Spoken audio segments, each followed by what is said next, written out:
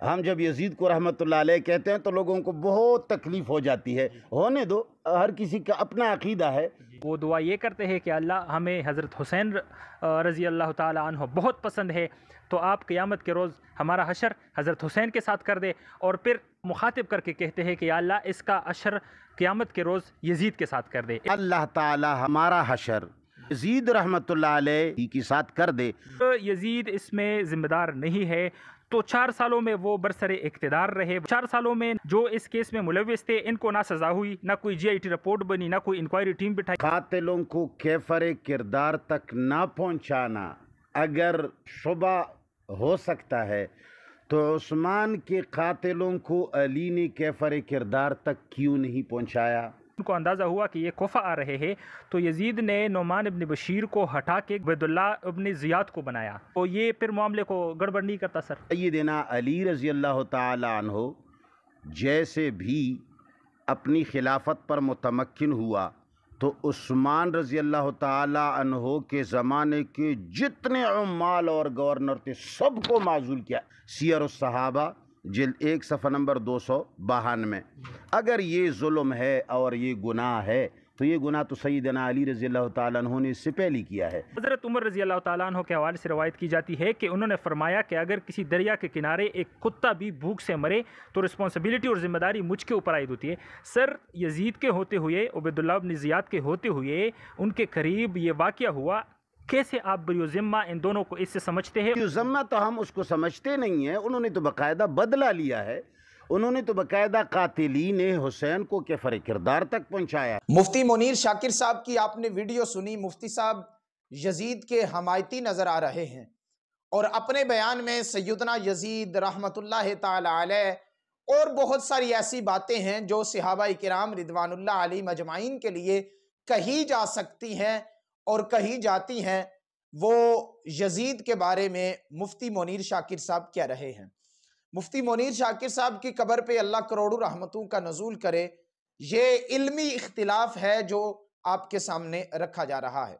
1500 साल से जिस यजीद के बारे में अहले सुन्नत का, सवाद आज़म का ये मौक़िफ़ रहा है कि यजीद लानती भी है, यजीद ने नफ्से रसूल को, जाने रसूल को तकलीफ दी है और उनके कत्ल का हुक्म भी दिया है, और उसको रहमतुल्लाह ताला अलैह नहीं कहना चाहिए, सैयदना नहीं कहना चाहिए। आज उम्मत के कुछ लोग ऐसा कह के अवाम में तशकीक पैदा कर रहे हैं। हम इसका ज़रा इल्मी मुहासिबा करते हैं। सबसे पहले, क्या यजीद को रहमतुल्लाह ताला अलैह कहना चाहिए या उस पे लानत करनी चाहिए? इसका इमाम अहमद बिन हम्बल के कौल से जवाब देते हैं। इमाम अहमद बिन हम्बल का कौल इसलिए पेश कर रहे हैं, इमाम अहमद बिन हम्बल के इस कौल में एक तो सवाल का जवाब मिलेगा, दूसरा सबसे बड़ा कुरान की आयत से इस्तिदलाल मिलेगा, और तीसरा इमाम अहमद बिन हम्बल का अपना फतवा मिलेगा।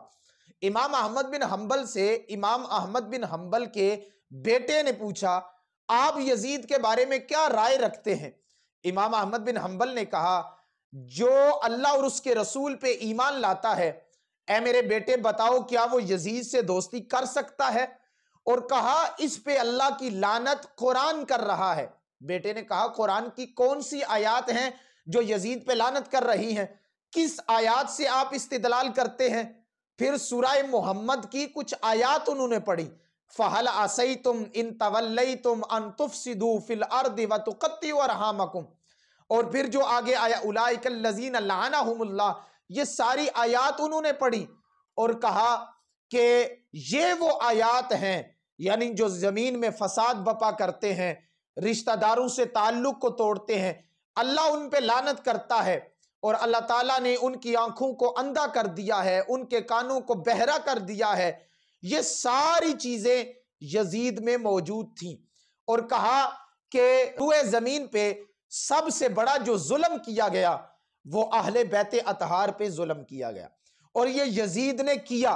इसलिए कुरान की इन आयात से इस्तिदलाल करते हुए उसने जमीन पे फसाद भी बपा किया, उसने अहले बैते अतहार पे जुल्म भी किया, वो लानत का मुस्तहिक है। और सिर्फ ये इमाम अहमद बिन हंबल का फतवा नहीं है, बल्कि अल्लामा इब्ने तैमिया ने मिनहाजुस सुन्ना में इसको नकल भी किया है और बहुत सारी किताबों में आइमा किराम ने इसको नकल किया है। एक तो उसको रहमतुल्लाह ताला अलैह नहीं कहा जा सकता और ये सवाद आजम का मौक़िफ़ है और उस पे कुरान भी लानत कर रहा है। उसने हुजूर नबी रहमत सल्लल्लाहु अलैहि वसल्लम के शहजादों को, इमाम हुसैन इब्ने अली को, अहले बैत अतहार के अफराद को तकलीफ दी है।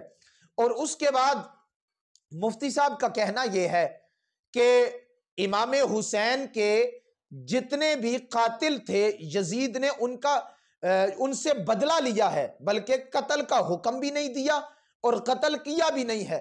हम इस हवाला से आपके सामने दो तीन बातें रखते हैं।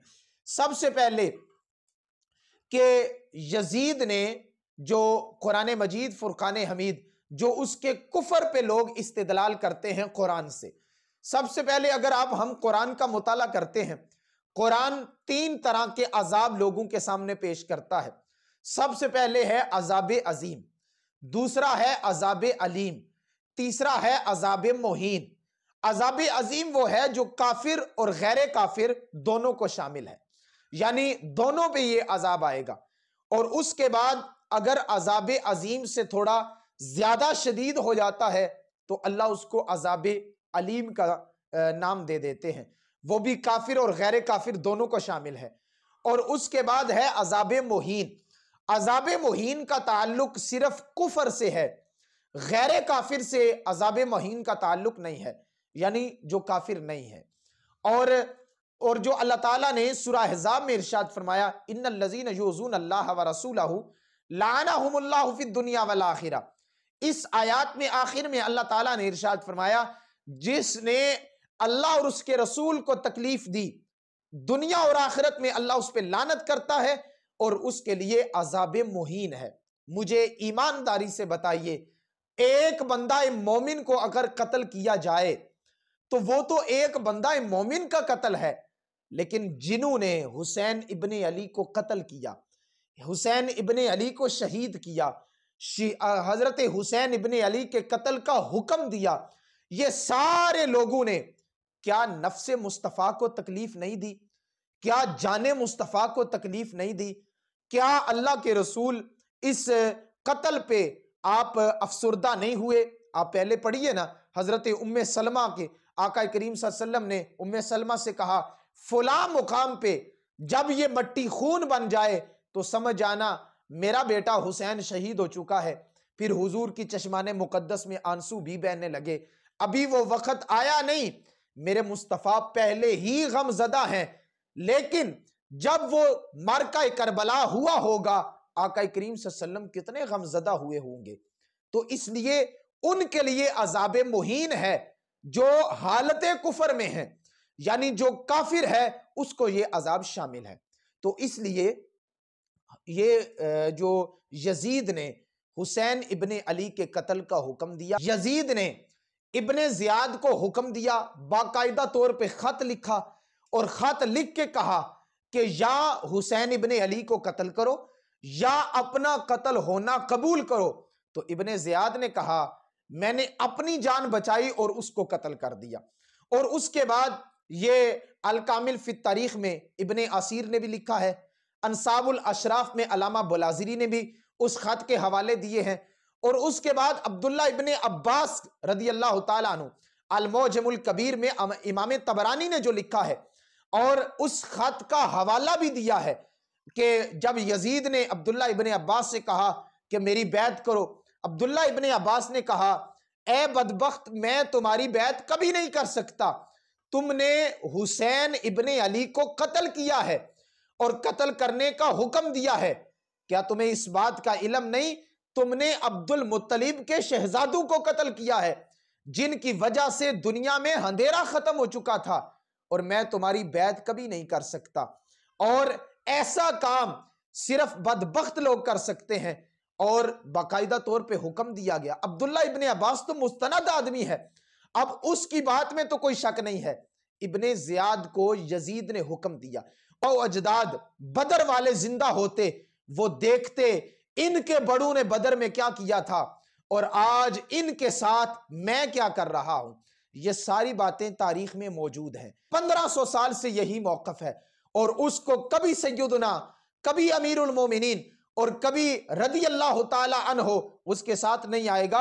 वो तो कायनात में बहुत बड़ा जालिम इंसान है जिसने अहले बैत अतहार पे जुल्म किया है। अहले बैत अतहार जो मजलूम है वही मजलूम है। ये यजीद जालिम है और तारीख के सुनहरी बाब में इसको जालिम ही लिखा गया है। आज कुछ लोग तशकीक पैदा करने की कोशिश कर रहे हैं, ये कभी मुमकिन नहीं हो सकता। अहले बैत अतहार पे जुल्म किया गया, नफ्से रसूल को तकलीफ दी गई और ये कयामत की सुबह तक यजीद के माथे पे दाग है और हुसैन इब्ने अली ता सुबह कयामत सुरखरू हैं।